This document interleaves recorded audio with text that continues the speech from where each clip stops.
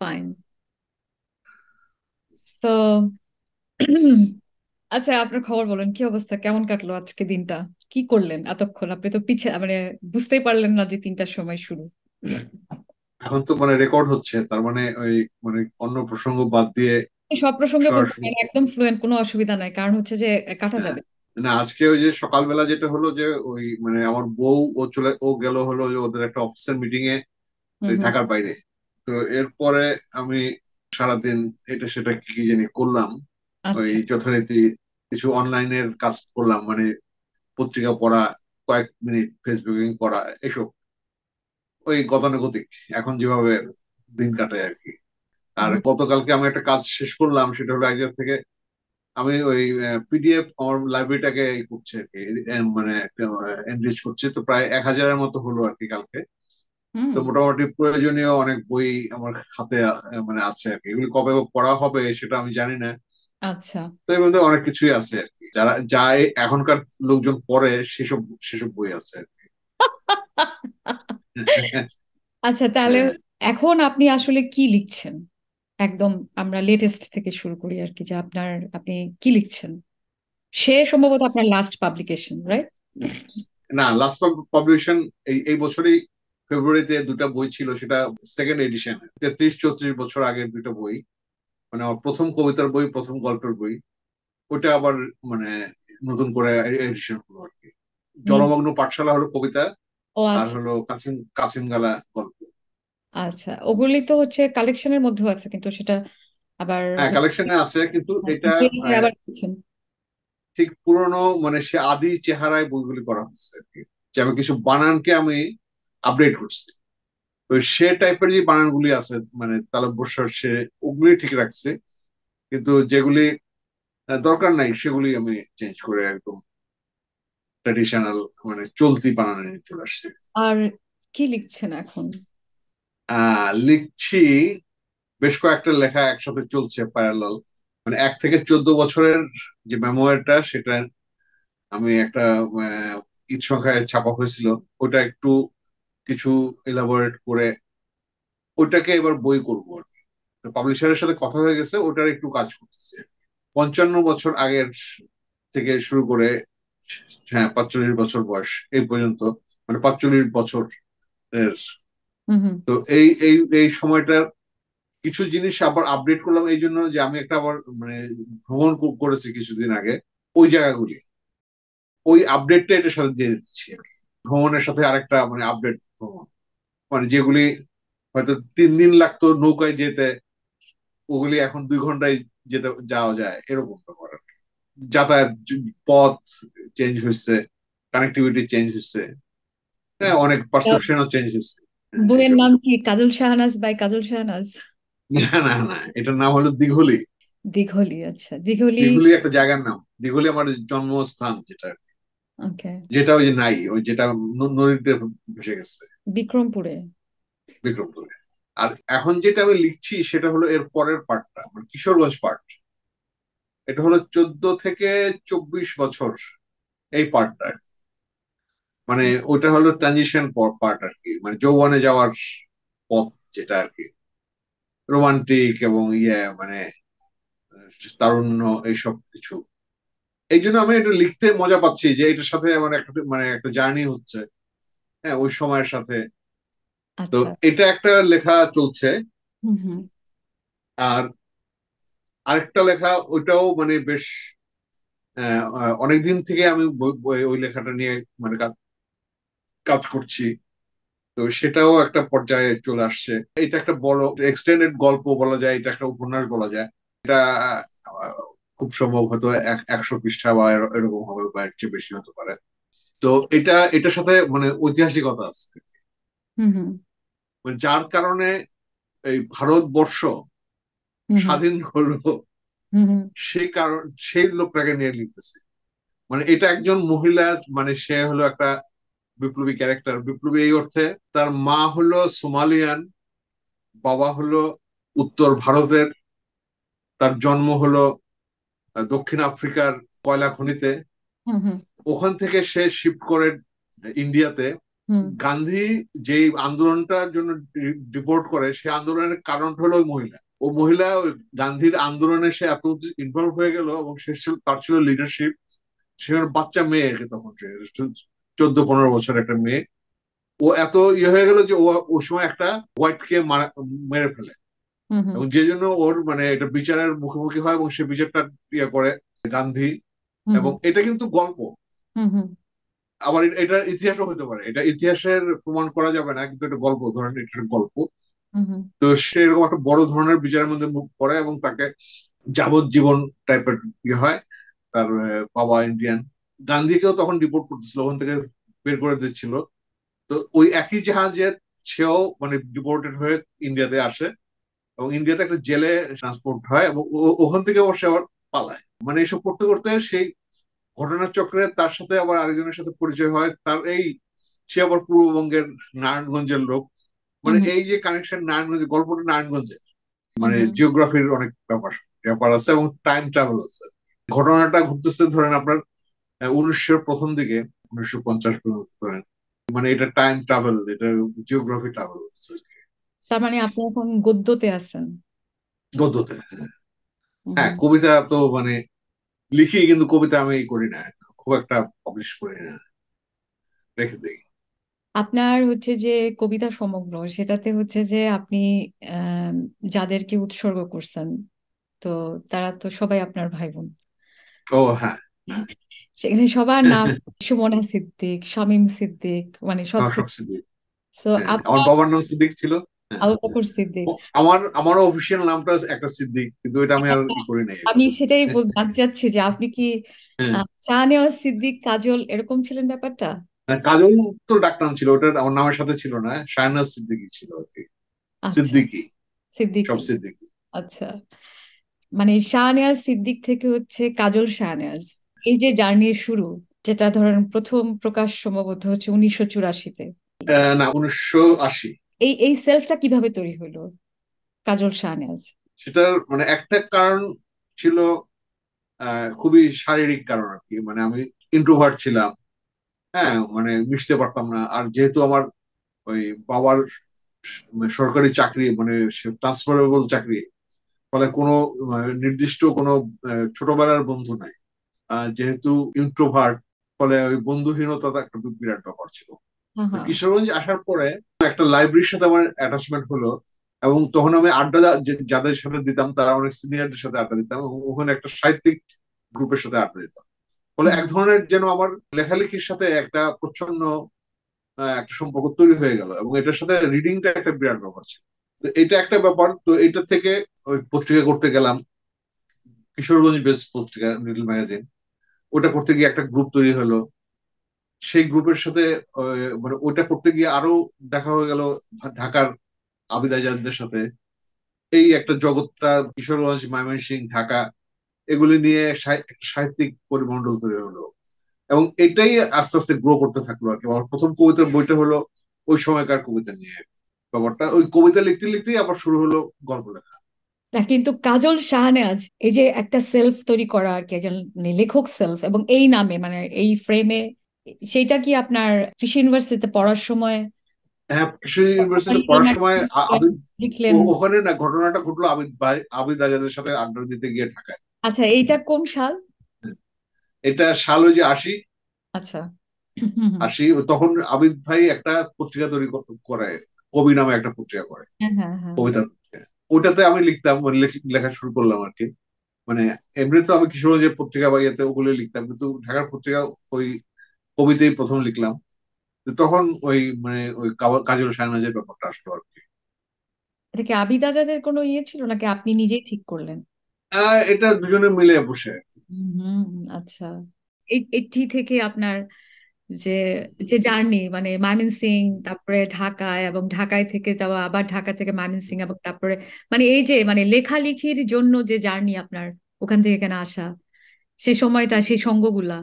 আবিদ ভাইয়ের সাথে মানে হওয়া, মানে অনেকে জিজ্ঞেস করতো যে এটা কি কিশোরগঞ্জ সূত্রে তার সাথে দেখা হয় কিনা। হুম তো হুম এটার একটা গল্প আছে যে তার সাথে আসলে অন্য সূত্রে দেখা হচ্ছে আর কি।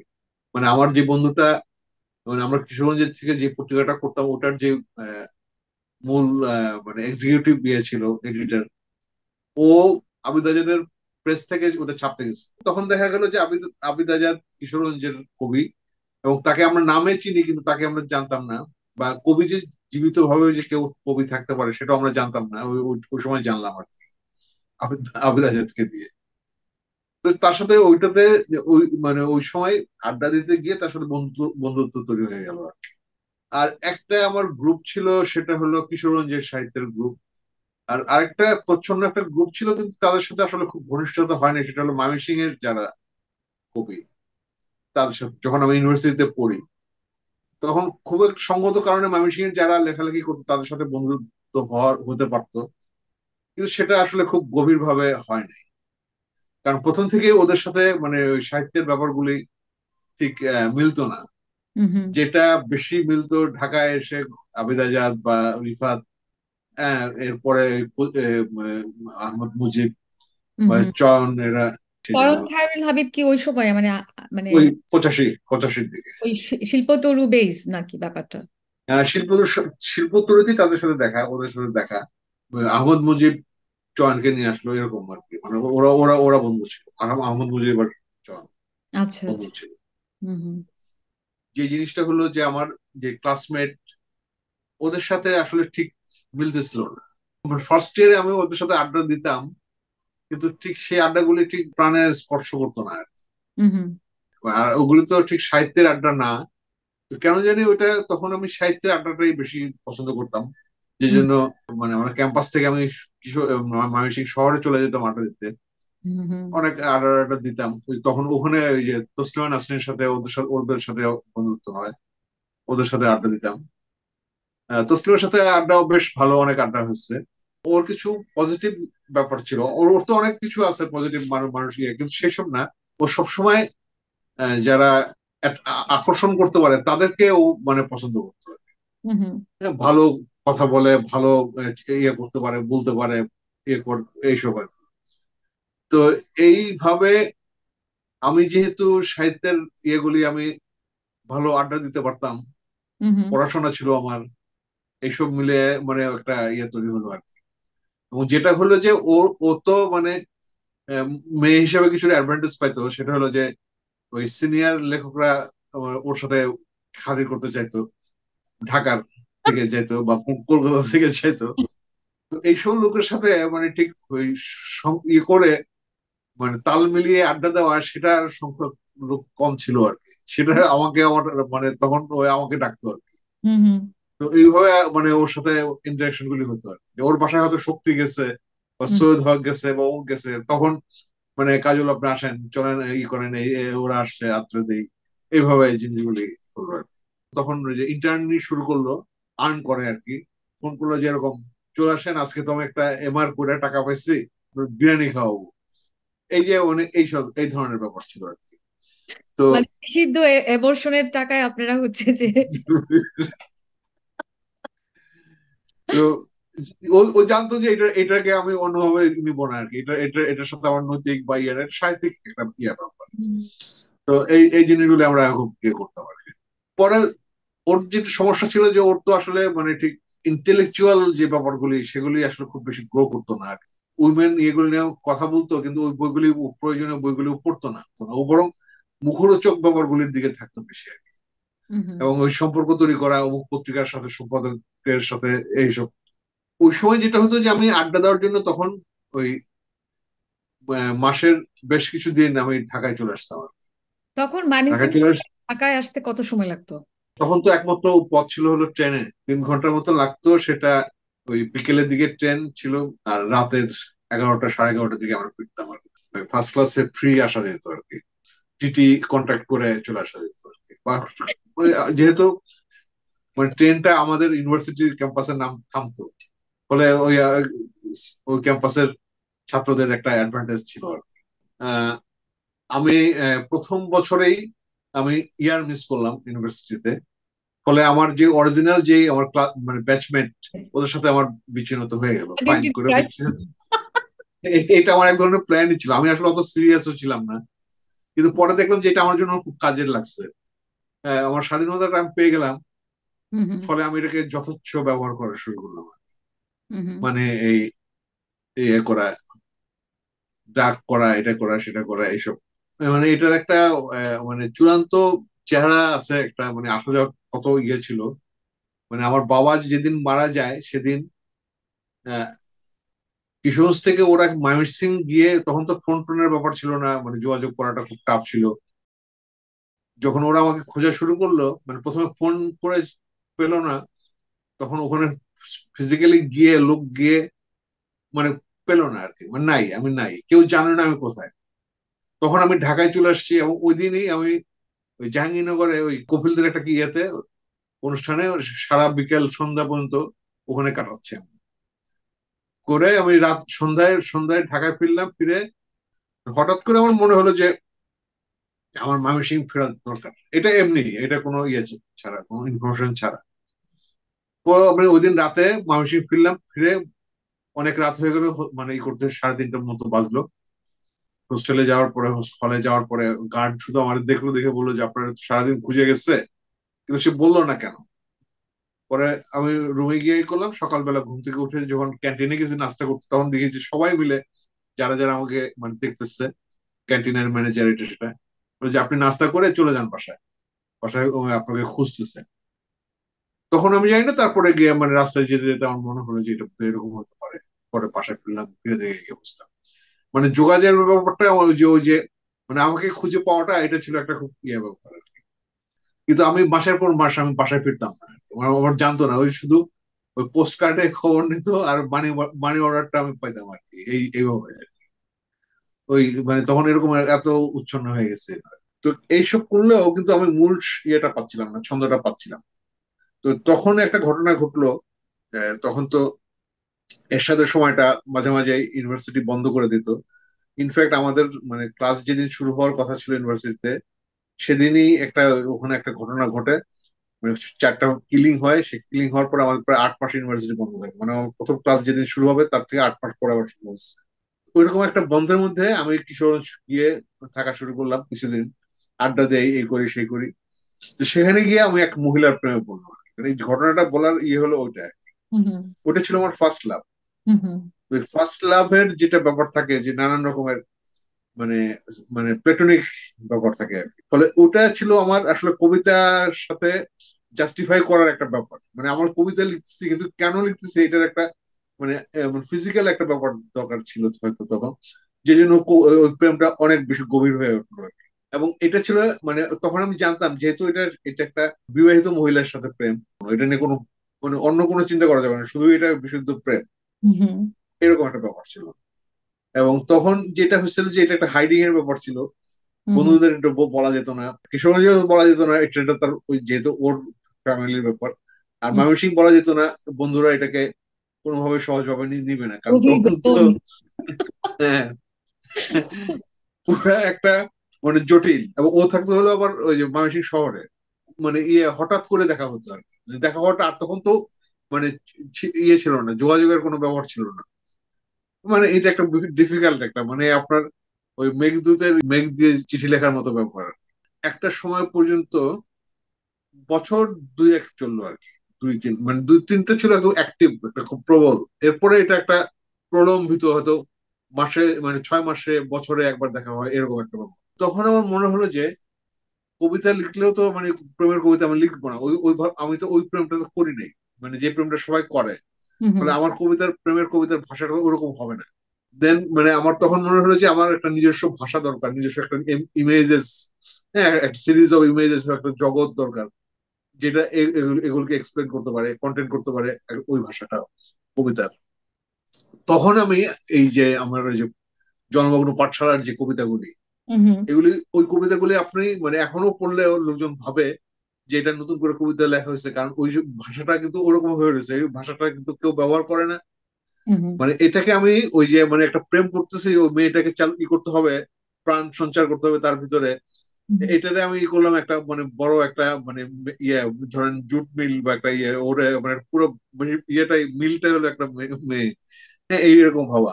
এই বাংলা যে সিনেমা ইয়ে আছে না, সূর্যকন্যা, আপনার যে সূর্যকন্যা, হ্যাঁ সূর্যকন্যা, নিতিনের। হ্যাঁ। এইসব এইসব সিনেমা তখন আমরা দেখি আর কি। বা এরপরে মুস্তফা বাবার কবিতা, হ্যাঁ, এই যে ব্যাপারগুলি। আচ্ছা, মুস্তাফা ভাইয়ের কবিতার সাথে তখনই পরিচয়। তখন ওই যে আমি ঢাকায় গিয়ে ওই জাভেদ ভাইয়ের সাথে যখন আড্ডা দিচ্ছিলাম, তখন 82 দিকে তো মুস্তফার সাথে দেখা হয়ে গেছে আমাদের। হুম। এবং তখন মুস্তফার ওই খুরের গল্পগুলি, তুতের কবিতাগুলি, হ্যাঁ। এগুলি তখন হচ্ছে আর কি। ফলে ওই জগৎটা তো মানে আমাদের মানে সাহস পাচ্ছি আর কি, যে হ্যাঁ নিজস্ব একটা ভাষা, নিজস্ব একটা জগৎ, এটা কবিতার মধ্যে এটা মানে করতে পারলে দারুণ ব্যাপার হয়। এবং ওরাও খুব দিল আমারে, মানে প্রশ্রয় দিল, আবিদ ভাই প্রশ্রয় দিল যে হ্যাঁ আপনি এই ভাষাটা কিন্তু আপনার জন্য একটা নতুন ইয়ে হতে পারে আর কি। মানে ওইটা ওরাও এনজয় করতেছিল আর কি, ওরাও মানে পাচ্ছিল যে একটা কিছু একটা মতো। এই তো সারাদিন তো আমি ওই ক্লাস ক্লাস করতাম না, মারফতি আড্ডাগুলি, গাজার আড্ডাগুলিতে বসে থাকতাম।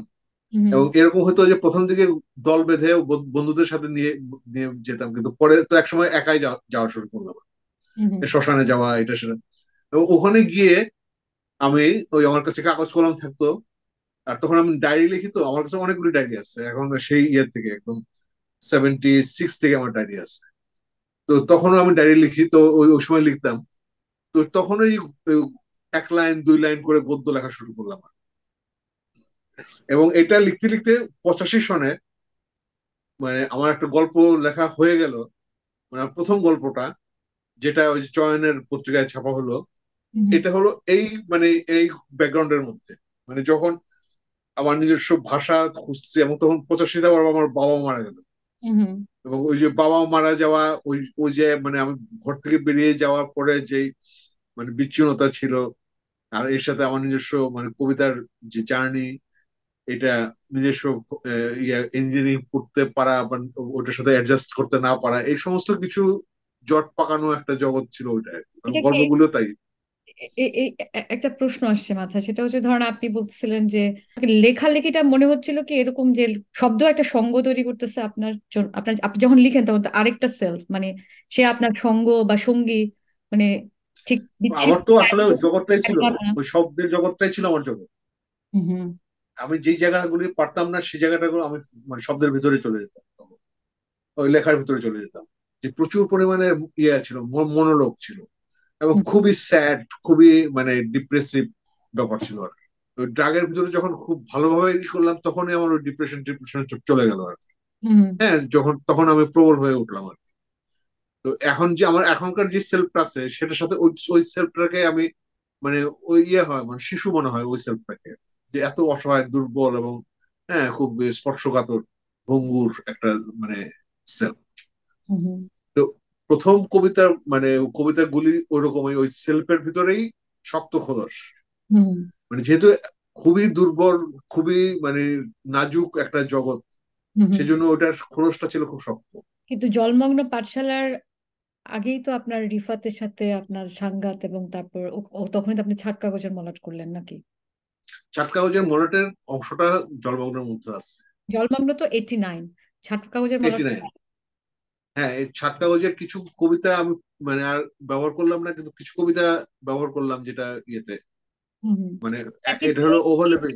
এই যে একটা যৌথ হুম। ভাবে হচ্ছে যে দুজনে মিলে একটা কিছু প্রকাশ করা, এই এই এই এই এই কমিউনিকেশন, এই ব্রিজ কিভাবে তৈরি হইলো ব্যাপারটা? রিফাতের সাথে ওই 81 সাল দিকে পরিচয়, মানে একদম প্রথম। হুম। তো তখন দেখলাম যে ওর সাথে আমার প্রচুর ডিফারেন্স আছে। যে আমি একটা ইউনিভার্সিটিতে পড়তেছি, একটা ইয়ে করতেছি, আর ও হলো একদম পড়তেছে না, পড়াশোনার ব্যাপার নাই। হুম। হ্যাঁ, আমার একটা ফ্যামিলি ইয়ে আছে, স্ট্রাকচার আছে, একটা ইয়ে আছে, কিন্তু ওর সেটা নাই। তারপর আমার একটা মানে ওই যে জটিল হলেও একটা প্রেমের ব্যাপার আছে, সেটা ওর নাই। হুম। হ্যাঁ, ও একদম ঘটনা চক্রে দেখা হয়ে গেছিল। হুম। কারণ বিপ্লবী ব্যাপারটা ব্যাকগ্রাউন্ড আমারও ছিল। হুম। হুম। কারণ কিশোরগঞ্জে আমি যাদের সাথে ইয়ে হই মানে ছিলাম, হুম। এরা অনেকেই ওই যে ওই আন্ডারগ্রাউন্ড পার্টি বা ইয়ে জাসদ এইসবের সাথে যুক্ত ছিল আর কি। এবং মানে আমার আনন্দ পার্টি কি, ঝোঁক, মানে পূর্ব বাংলা কমিউনিস্ট পার্টি, সর্বহারা কোনটা ছিল? নগেন সরকার বলে একজন ছিল। হুম। নগেন সরকার হলো সর্বহারা পার্টির একজন আন্ডারগ্রাউন্ড লিডার, হুম। আঞ্চলিক লিডার, মানে এরকম লিডার। আমরা তখন শুনতাম যে ওই ওই পার্টিতে জয়েন করতে হলে হাত কাইটা রক্ত দিয়ে সিগনেচার করে ঢুকতে হয় আর কি। সূর্য এরকম সেন আমল ডেঞ্জারাস। আন্দোলন, হ্যাঁ। অনুশীলনও তো এরকম ছিল সূর্য সেনের আমলে, ওরা মানে হ্যাঁ হ্যাঁ, ওরা ছিল শেষ আর কি, ওই রক্ত শপথ করার শেষ। রক্ত দেওয়া শেষ। ওই যে ও লাস্ট। ওদের নিয়ে আমি গল্প লিখছি, রোকনের মৃত্যু একটা হ্যাঁ গল্প হ্যাঁ লিখছি। হ্যাঁ হ্যাঁ। হুম হুম, আচ্ছা, রোকনের মৃত্যু। ফলে আমার ওই যে গল্প লেখার যে মানে জগৎটা, সেটা আমার বন্ধুদেরই আসলে বন্ধুরাই ছিল, হুম হুম বন্ধুদের নিয়ে আমি লিখছি গল্প। হুম হুম কাশিম কারা বইয়ের অনেকগুলি গল্পই হলো একদম রিয়েল ক্যারেক্টার। হুম হুম হ্যাঁ, অনেকগুলি কি মানে সবগুলি গল্পই কোনো না কোনো ভাবে রিয়েল কোনো ব্যাপারের সাথে জড়িত, এবং হুম ক্যারেক্টারও আছে, সরাসরি ক্যারেক্টারও আছে। ফলে কখনোই আমার মনে হয় না যে আমি সাহিত্য লেখার জন্য করতেছি, হুম বরং ওই মানে আমার ব্যক্তিগত ক্ষোভ, ব্যক্তিগত প্রতিবাদ, এই সমস্ত কিছুর জন্য লিখতেছি, এরকম একটা ব্যাপার ছিল। ক্যারেক্টারকেও ই করা, উদ্ঘাটন করা, এগুলোই ছিল ব্যাপার। একটা প্রশ্ন করি না আপনাকে, যে যে আপনার গল্পের ব্যাপারটা আসছে, তো আপনি যে গল্প সমগ্রের হচ্ছে যে আমার কথায় আপনি যেটা লিখলেন আর কি, আপনি মানে লেখক কাজল শাহনাজ বলছেন, কাছিম গালার গল্পগুলি ছিল সংকেত, নকশা, সূত্র, চিত্রচিত্র ও অন্তর্বাণী নিয়ে। কাছিম গালার অনেক পরে হচ্ছে গতকাল লাল। গতকাল লাল হয়েছে ভূগোল, পঞ্জিকা, কম্পাস, কাঠামোর ভেতর থাকা ব্যক্তির ক্রিয়া ও অতিক্রিয়া, বিচ্ছিন্নতা ও সংযুক্তি নিয়ে। তো আপনি যদি কাছিম গালা দিয়ে একটু যদি বলেন যে যে সংকেত, সূত্র, আহ, কি কি। এটা আসলে আমি মানে ওই যে আমি যে দুইটা ফেজের কথা বললাম, কাশিম কালার গল্পগুলি তো আসলে 92 পর্যন্ত। তো এই সময়টা ছিল ওই যে আমার ইউনিভার্সিটির সময়টা, মানে আমার ব্যক্তিগত সম্পর্ক, মানে বন্ধুরা, হুম যে বন্ধুরা বিপ্লবী, হ্যাঁ ব্যর্থ বিপ্লবী, ব্যর্থ নানান রকম ব্যর্থতার সাথে জড়িত, বা অসম্পূর্ণ, মানে স্যাড, বিমর্ষ, হুম হ্যাঁ মানে ডিপ্রেসিভ যেই জায়গাটা, এদের নানান রকম ঘটনা, অ্যাক্টিভিটি, মানে ওই কাশিম গেলা গল্পটা যেটা আর কি, যে ওরকম মানে একটা সংসারের কথা ভাবতেছে কাল্পনিক। হুম তো এই এই গল্পগুলি আসলে ওই ওই জায়গাগুলি নিয়ে, হুম ওদেরকে নিয়ে। হুম আর গতকাল লালের গল্পগুলি অনেকদিন পরে, সেটা হলো একদম পুরো আমার চাকরি জীবনের সময়ে লেখা গল্পগুলি। হুম আসলে ওই সময়টা, এই 90-এর আগ পর্যন্ত, এইটিস, হুম যে জিনিসটা ছিল, মানে আমাদের সমাজ, হুম যে ও মানে ফর্ম করতেছে, নানান কিছু ফর্ম করতেছে, ব্যবসা ট্যাবসা, এটা সেটা, হ্যাঁ, ধান্দাবাজি, হুম এগুলি সব ফর্ম করতেছে। কোনো ঠিক ডিরেকশন নাই যে কোথায় যাবে, কি করবে, কি হবে হবে, এটা এই ডিরেকশনটা নাই। ফাইট করতেছে ইয়াতে গিয়ে, মানে সংসারে গিয়ে ফাইট করতেছে। আপনার একটা গল্পের মধ্যে আছে না যে ওই যে আমার এটা খুবই আগ্রহ, মানে আপনি তো ওই যে ওই সময়টা বলতেছেন আর কি, এইটিজ এর কথা। একটা দেয়াল লিখনের বর্ণনা আছে, ওই যে বলতো শালারা শুয়োরের বাচ্চারা, নিক্সন কোসিগিন তোদের মা বাপ কিনা, আমরা বুক ফুলিয়ে বলতে পারি চীনের চেয়ারম্যান আমাদের চেয়ারম্যান। এটা যদি এখনকার পাঠক পড়ে, তার কাছে হচ্ছে যে মানে অনেকগুলো চিত্রই আসে, ধরেন আপনার যে লাল বই, কমিউনিস্ট পার্টি, মাওবাদী সমাজ।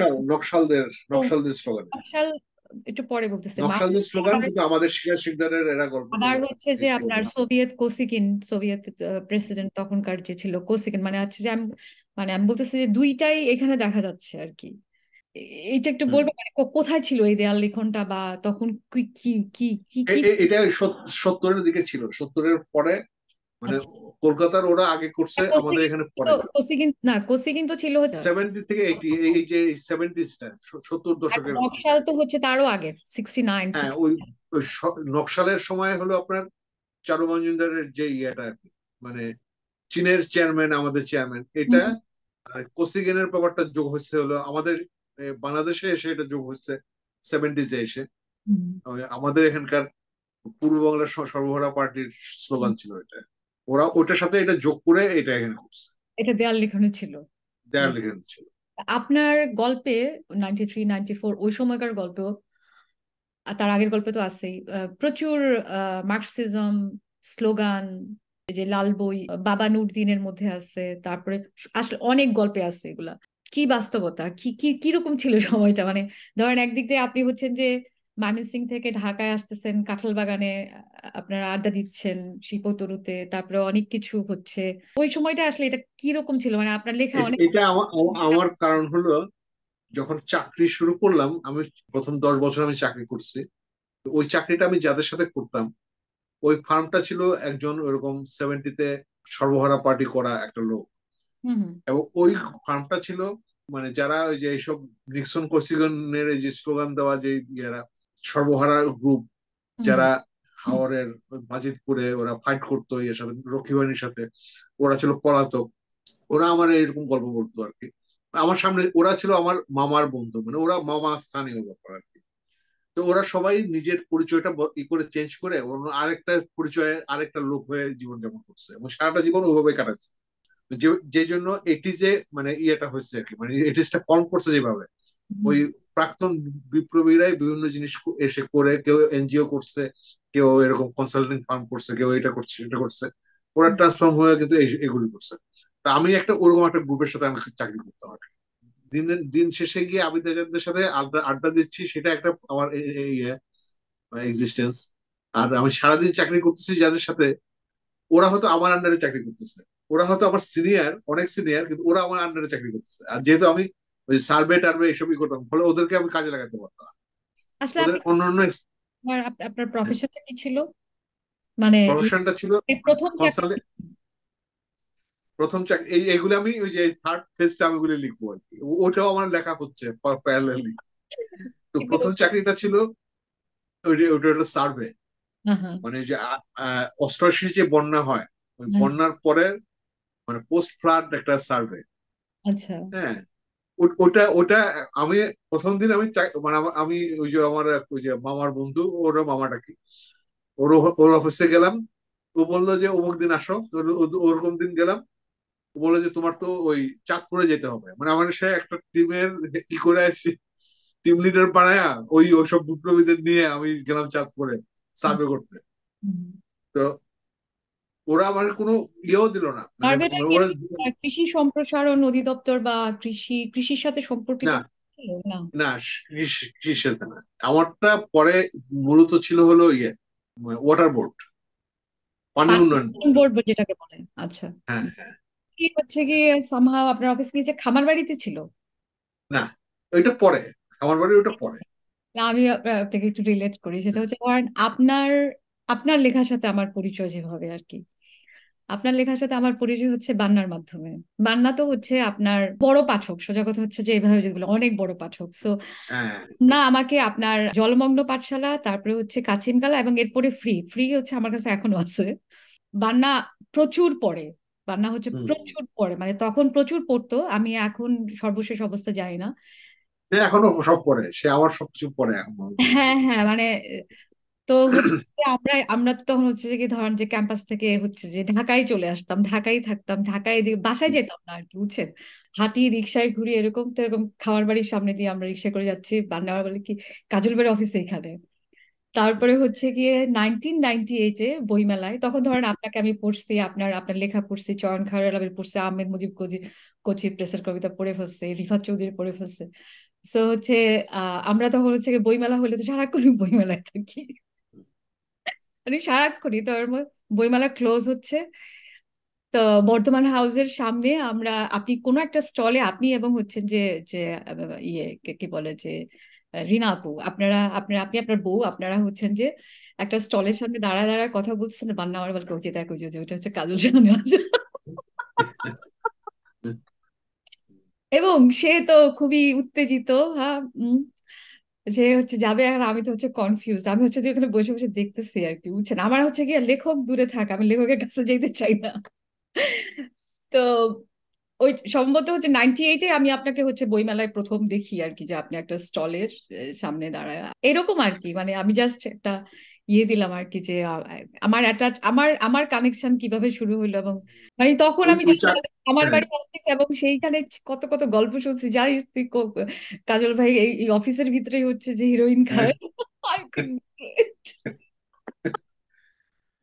ওই সময় হলো ডাক করা আর হলো ওই যে আমার ওই চাকরি করা, সারা দেশের ব্যাপার তো, মানে ওটা তো একটা ন্যাশনাল ইয়ে কনসালটেন্ট, মানে কয়েকশো কোটি টাকার প্রজেক্ট, বিরাট হাই ফাই ব্যাপার আর কি।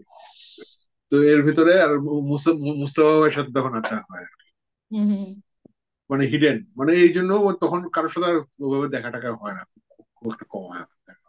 হুম, হুম, আর তখন ওই যে আমি ইয়ে করি, গল্প লিখি, কিন্তু একটা গল্প লিখতে আবার 6 মাস লাগে, 8 মাস লাগে। হুম, হ্যাঁ, প্রচুর খরচ হয় একটা গল্প লিখতে, প্রচুর টাক যায় এসে। হুম, এবং ই করি আমি সারা রাত ওই দাঁড়ায় দাঁড়ায় লিখি। আমি আমার একটা বুক সমান উঁচু একটা শেলফ ছিল, ওই শেলফের উপর আমি লিখতাম। তো এই দাঁড়ায় লেখার ইয়েটা তখন পুরো ওই সময়টা দাঁড়ায় লিখতেন নাকি শেলফের দাঁড়ায় উপরে উঠতাম না, মানে আমি দাঁড়ায় শেলফের উপরে লিখে রেখে? কাগজটা রেখে দিতাম আর কি। বুকে বুক সমান উঁচু। কেন দাঁড়ায় লিখতেন কেন? ওই দাঁড়ায় লিখতাম, ড্রাগ করতাম সারাক্ষণ, ওই সারা রাত একটু খাইতেছি একটু ইয়ে করতেছি। হ্যাঁ। ওটা একটা ডেঞ্জারাস। তা আপনি ওই ওই আলাপের মধ্যে ছিলেন, আমি আপনাকে ডিস্ট্রাক্ট করছি, সরি। সেটা হচ্ছে যে আপনার ওই যে চাকরির সুবাদে হচ্ছে গিয়ে ওই যে করতে লোকগুলির যাওয়া, সাথে দেখা হলো। চেনা হ্যাঁ, জানা, হ্যাঁ, কানেকশন, ওদের সাথে কথাবার্তা, ইয়ে। এই যে বিচিত্র সব লোকের সাথে তখন দেখা হতো, এবং তখন আমি দেখলাম যে যাদেরকে আমি ভাবতাম যে ওই বিপ্লবী লোকগুলি হয়তো হারায় গেছে বা চলে গেছে, কিন্তু ওরা আছে, এই সমাজের ভিতরে আছে। যেমন আমি আমার এক এই, ইয়ে পেলাম, এই সে ছিল আমার সিনিয়র ইঞ্জিনিয়ার আমার জীবনের প্রথম দিকে, যখন আমি ইঞ্জিনিয়ারিং কাজ করি। চিটাগাং এ আমি 1.5 বছরের জন্য একটা অ্যাসাইনমেন্টে গেলাম আর কি, চিটাগাং হুম ওয়াসার। তো তখন সে একদিন হঠাৎ করে বলতেছে, বেশ কয়েক বছর মাস পরে, বলে তুমি কি জানো যে আমি যখন আমি ওই একসময় সে ইয়ে ছিল, সে ওয়াটার বোর্ডের এক্সিকিউটিভ ইঞ্জিনিয়ার ছিল। বলে যে তখন ওয়াটার বোর্ডে সে চাকরি করে, রাঙামাটির তার পোস্টিং। হুম সেখানে সে তার শেল্টারে শিয়ার শিকদার গিয়ে ওখানে মিটিং করতো, এবং সে শিয়ার শিকদার ছিল হলো একই ব্যাচের, বুয়েটের। হুম কিন্তু ওই আলটিমেটলি শিয়ার শিকদারের সে একটা শেল্টার ছিল, এবং শিয়ার শিকদারের সাথে তার যোগাযোগটা ছিল। এবং হুম ওই মানে তার মৃত্যুর আগে শেষ কিন্তু তার ওখানে গিয়ে মিটিং টিটিং করতো, ওই যেটা ওই রাঙামাটি গিয়ে যেখানে যাইতো বলে ওই হুম জায়গাটা ছিল তার জায়গা। এই লোকটারে আমি পাই, আমি কই, আরে বাপরে বাপ, মানে কত রকমের যে হুম। বিপ্লবী কত ভাবে যে আছে। হ্যাঁ, খুব মারাত্মক, মানে আমার সাথে ঘুরে ঘুরে ওদের সাথে দেখা হচ্ছে বিভিন্ন জায়গায় বিভিন্ন ভাবে। হ্যাঁ, তখন আমার মনে হলো যে এদের নিয়েই তো মানে লেখার ক্যারেক্টার তো এরাই, হুম এবং এই প্রত্যেকটা ক্যারেক্টারই যেহেতু রিয়েল, মানে তো এটার একটা সিগনিফিকেন্স আছে, কিছু না কিছু এটার এটার একটা ব্যাপার আছে। হুম হুম হুম। আমার মনে হচ্ছে যে এই ক্যারেক্টার গুলি নিয়ে কাজ করলে হয়তো ওই জিনিসগুলিকে কাজে লাগানো যায়। হুম। আমি আপনার গল্পের মধ্যে ঢুকতেছি, তার আগে আমার একটা প্রশ্ন জাস্ট, সেটা হচ্ছে যে আপনাদের সময়ে যে এরশাদ বিরোধী আন্দোলন তো অনেক তীব্র ছিল, 83-তে যে মানে ট্রাক উঠায় দিল মিছিলে, যে বসুনিয়া। হুম। তো ওই সময়টা কেমন ছিল? ব্যাপারটা আসলে ব্যাপারটা মানে সময়টা একটু ছোট করে যদি একটু সময়টা বলেন, যে আপনার দেখা, আপনার আপনার ইন্টারাক্ট করার সময়টা। আমি প্রথমেই একটা জিনিস বলবো, সেটা হলো যে যেহেতু আমি ওই সময় প্রেমে পড়ছি, মানে আমার মানে প্রেমে পড়াটা হলো 83-তেই, বোধ হয় 83-তে। হুম ফলে আমার তখন আসলে মাথার একটা অংশ ছিল ওইটা। এবং ওই এরশাদের দেওয়া মানে ছুটি, ও তো শর্ট নোটিসে ছুটি দিত, মানে আমরা বিকালে হলে ফিরে শুনলাম যে সন্ধ্যার মধ্যে হল ভ্যাকান্ট করতে হবে। তো আমি এই সুযোগটা নিলাম আর কি, যে হুম আমাকে দ্রুত হল ভ্যাকান্ট করতে হবে, কোথায় যাই। হুম। আমার তো বাসায় কিশোরগঞ্জ তো খুব কাছে, অন্যভাবে যেতে পারতাম, তা আমি সেটা না করে করলাম কি, আমি ওই মহিলাটার বাসায় গিয়ে হাজির দিলাম, যে ওখানে থাকবো আজকে। ওটা অসহায় অবস্থা, আমাদের হল ভ্যাকান্ট করে দিচ্ছে, এখন গিয়ে ওখানে থাকতে হবে। যাওয়ার জায়গা। সো দ্যাট, যে একই ছাদের নিচে আমি একটা রাত কাটালাম আর কি। যাই হোক না, সে তার ঘরে থাকবে সেটা।